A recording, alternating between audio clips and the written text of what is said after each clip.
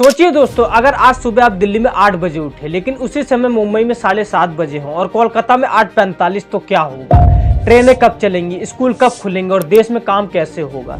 सुनने में अजीब लगता है, लेकिन एक ऐसा समय था जब भारत में हर शहर का समय अलग अलग हुआ करता था। उस समय बॉम्बे टाइम, कोलकाता टाइम और मद्रास टाइम जैसे अलग अलग टाइम चलते थे। फिर अंग्रेजों ने पूरे देश के लिए एक ही समय लागू किया और भारत का आधिकारिक समय तय किया गया 82.5 डिग्री पूर्वी देशांतर के आधार पर, जिसे आज हम इंडियन स्टैंडर्ड टाइम यानी IST के नाम से जानते हैं। लेकिन सवाल यह है कि आखिर भारत में टाइम सिस्टम की शुरुआत कैसे हुई? पहले लोग समय कैसे देखते थे? अंग्रेजों को पूरे देश में एक ही समय लागू करने की क्या जरूरत थी?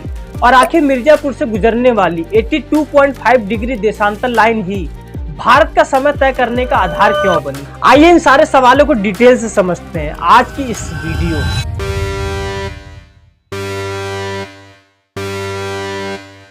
दोस्तों, आज हम अपने मोबाइल, घड़ी या कंप्यूटर में जो भी टाइम देखते हैं वो पूरे भारत में लगभग एक जैसा होता है। चाहे आप दिल्ली में हो, मुंबई में हो, कोलकाता में हो या चेन्नई में, हर जगह घड़ी में लगभग एक ही समय चलता है। इस समय को हम इंडियन स्टैंडर्ड टाइम यानी IST कहते हैं। लेकिन आप थोड़ा गहराई से सोचें तो एक सवाल जरूर दिमाग में आता है कि भारत इतना बड़ा देश है, हजारों किलोमीटर में फैला हुआ है, फिर भी पूरे देश में एक ही समय क्यों चलता है? असल में दोस्तों, आज से लगभग 150 से 200 साल पहले भारत में ऐसा बिल्कुल नहीं था। उस समय भारत में एक नहीं बल्कि कई अलग अलग टाइम चलते थे। यानी अगर आप एक शहर से दूसरे शहर जाते थे तो वहां की घड़ी का समय अलग हो सकता था। उस दौर में लोग समय को आज की तरह मोबाइल, सैटेलाइट या डिजिटल घड़ियों से नहीं देखते थे, बल्कि उस समय टाइम तय करने का सबसे बड़ा आधार था सूरज। पुराने समय में जब घड़ियां बहुत कम थी और विज्ञान भी इतना विकसित नहीं था, तब लोग दिन का समय सूरज की स्थिति देखकर समझते थे। जब सूरज आसमान में सबसे ऊपर होता था, बिल्कुल सर के ऊपर, तो उसे दोपहर यानी लगभग 12 बजे माना जाता था। लेकिन यहाँ एक छोटी सी वैज्ञानिक बात है जिसे समझना बहुत जरूरी है कि हमारी पृथ्वी गोल है और वो लगातार घूमती रहती है, इसलिए सूरज हर जगह एक ही समय पर सिर के ऊपर नहीं आता था। मान लीजिए सूरज अगर दिल्ली में दोपहर 12 बजे सिर के ऊपर आता है, तो जरूरी नहीं कि उसी समय मुंबई या कोलकाता में भी वो सिर के ऊपर ही हो। कहीं वो थोड़ा पहले ऊपर आता है तो कहीं थोड़ी देर बाद में आता है।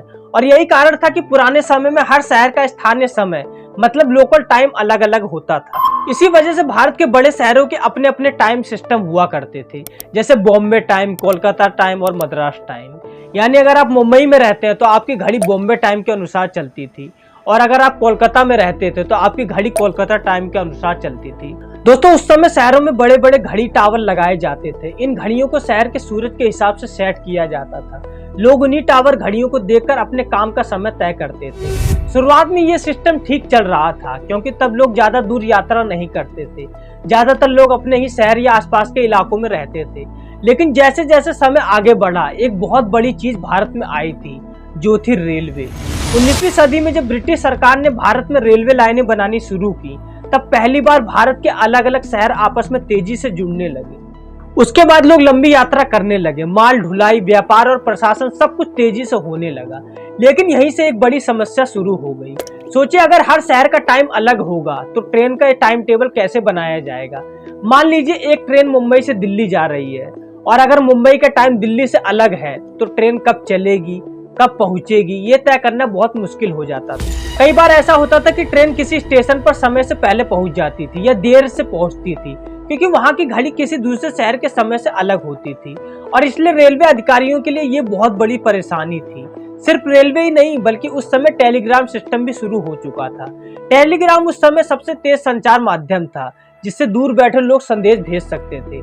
लेकिन जब अलग अलग शहरों का समय अलग था, तो संदेश भेजने और प्राप्त करने का सही समय रिकॉर्ड करना मुश्किल हो जाता था। इसी समस्या को हल करने के लिए ब्रिटिश प्रशासन ने सोचना शुरू किया कि पूरे भारत के लिए एक एकीकृत समय प्रणाली होनी चाहिए, यानी एक ऐसा समय जो पूरे देश में समान हो।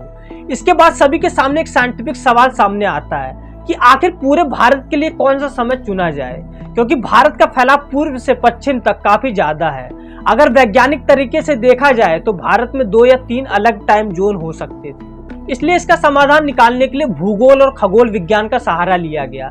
पृथ्वी को कुल 360 डिग्री देशांतर में बांटा गया है, क्योंकि 24 घंटे में एक बार घूमती है।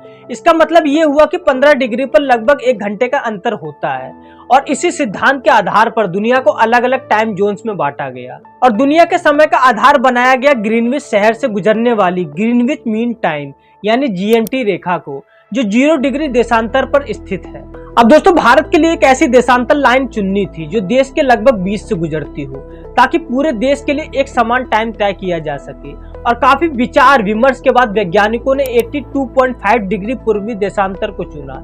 ये काल्पनिक रेखा मिर्जापुर यानी उत्तर प्रदेश के पास से गुजरती है, इसलिए इसी देशांतर को भारत का मानक समय निर्धारित करने का आधार बनाया गया।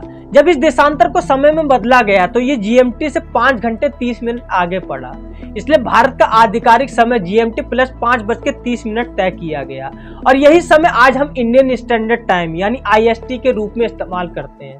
दोस्तों, 1906 में पूरे भारत में आधिकारिक रूप से आईएसटी को लागू कर दिया गया, लेकिन इसके बाद भी कुछ शहरों ने तुरंत इसे नहीं अपनाया, बल्कि मुंबई में तो कई सालों तक बॉम्बे टाइम चलता रहा और वहां के लोग अपनी पुरानी समय प्रणाली को नहीं छोड़ना चाहते थे।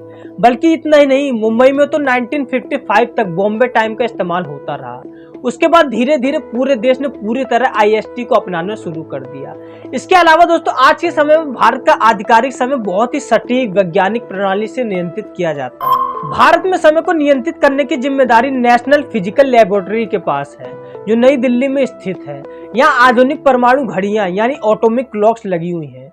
दोस्तों, ये घड़ियां इतनी सटीक होती हैं कि अगर इन्हें लाखों साल तक भी चलाया जाए तो इनमें केवल कुछ सेकंड का ही अंतर आता है और इसी वजह से आज पूरे भारत में समय बहुत ही सटीक तरीके से चलता है। हालांकि आज भी समय को लेकर एक दिलचस्प बहस चलती रहती है। भारत के पूर्वी राज्यों जैसे असम और अरुणाचल प्रदेश में सूरज बहुत जल्दी निकल आता है और बहुत जल्दी डूब भी जाता है। कई वैज्ञानिकों और विशेषज्ञों का मानना है कि इन क्षेत्रों के लिए अलग टाइम जोन होना चाहिए, ताकि यहाँ के लोग अपने दिन की रोशनी का अच्छा इस्तेमाल कर सकें। लेकिन फिलहाल दोस्तों, प्रशासनिक सुविधा और पूरे देश में एकरूपता बनाए रखने के लिए भारत में सिर्फ एक ही समय प्रणाली यानी इंडियन स्टैंडर्ड टाइम लागू है। उम्मीद है दोस्तों, आज की ये वीडियो आपको पसंद आई होगी, इसलिए वीडियो को लाइक, शेयर और चैनल को सब्सक्राइब करना ना भूलें। आज के लिए बहुत बहुत धन्यवाद।